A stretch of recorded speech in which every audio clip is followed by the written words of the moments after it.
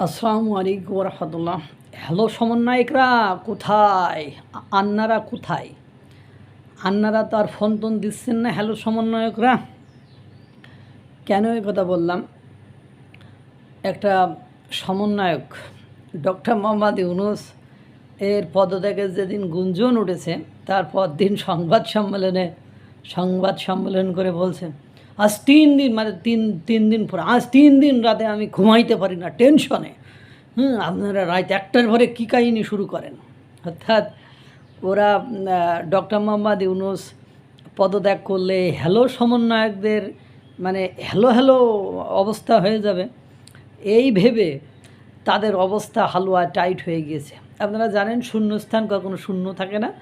প্রকৃতির নিয়মে হোক আর কৃত্রিম উপায়ে হোক, এই জায়গাগুলো পূরণ হয়ে যায়। যেমন আপনারা জানেন, 5ই আগস্টের আগে বিভিন্ন অফিস আদালত সচিবালয় মন্ত্রণালয়ে ফোন যাইতো, আমি অমুক জায়গার আওয়ামী লীগের যুবদলের সভাপতি, আওয়ামী লীগের সভাপতি, তারপরে কৃষক লীগের সভাপতি, আমার এই কাজটা এমনভাবে করে দাও। থানায় বায়োশ্রী সাহেব, আমি আওয়ামী লীগের বিশাল নেতা, ওকে ছেড়ে দাও। এই ধরনের কথা আসতো।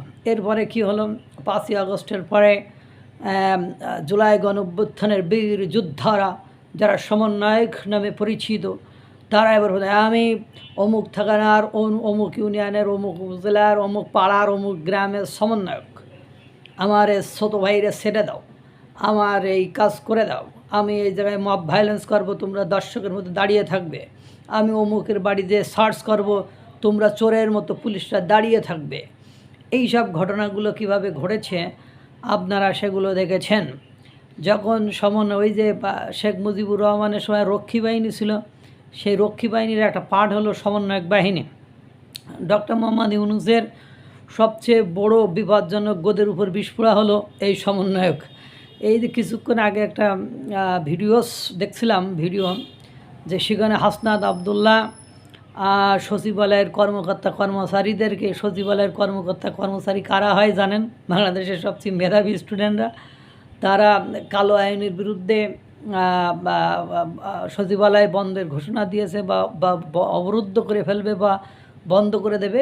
এরকম কালো আইন যদি বাতিল না করা হয়, সেক্ষেত্রে হাসনাত আবদুল্লাহ বলেছে, যদি সংস্কার কাজে বাধা দেওয়া হয়, এই মানে সচিবদেরকে দেখে নেবে তারা, বা কর্মচারীদেরকে দেখে নেবে, এবং বলছে শূন্য জায়গা কখনো পড়ে থাকে না। আপনারা যদি ভাবেন আপনাদের বিকল্প কোনো কেউ নেই, তাহলে ভুল করবেন। তো হাসনাত আবদুল্লাহ ভাইয়া, তো ওনাদের যদি বিকল্প না থাকে, তো তোমার বিকল্প কেউ নেই। একসময় বাংলাদেশের মানুষ, আওয়ামী লীগালারা মনে করতো আওয়ামী লীগের বিকল্প কেউ নেই, আওয়ামী লীগ 43 সাল পর্যন্ত থাকবে। আওয়ামী লীগের মানে প্রশাসন, তারপরে সেনাবাহিনী, র্যাব, ডিজিএফআই, এনএসআই, ডিবি, মানে সবই আওয়ামী লীগের লোকজন বা আওয়ামী লীগ মানে মনোনীত লোকজন বসিয়েছে। ঘটনা কি দাঁড়াইছে? সোনা চাংড়া হাসনাত আবদুল্লাহ, অত বেশি হুমকার দিও না, তোমার হুমকারে কাজ হওয়ার দিন শেষ। শুধু ইউনূসের কাছে যদি কোনো দাবি টাবি থাকে, তাহলে নিয়ে যাও, তোমার হুমকারে কাজ হবে। আদারওয়াইজ অন্যত্র কোথাও যেয়ে হুমকি দামকি দিয়ে কোনো লাভ হবে না। সমন্বয়কের দিন শেষ। পদত্যাগের পরে তোমরা যা কাহিনী টাহিনী করছো, বা তোমাদের আচরণবিধি দেখে যা মনে হচ্ছে যে পদত্যাগের কাহিনীটাকে যেভাবে সৃষ্টি করেছ, তাতে করে তোমাদের দেশ শেষ। সোনার বাংলাদেশ হ্যালো সমন্বয়ক বলে আর কোনো লাভ হবে বলে মনে হয় না। আল্লাহ তাআলা সকলকে ভালো রাখুক, সুস্থ রাখুক। আসসালামু আলাইকুম ওয়া রাহমাতুল্লাহ।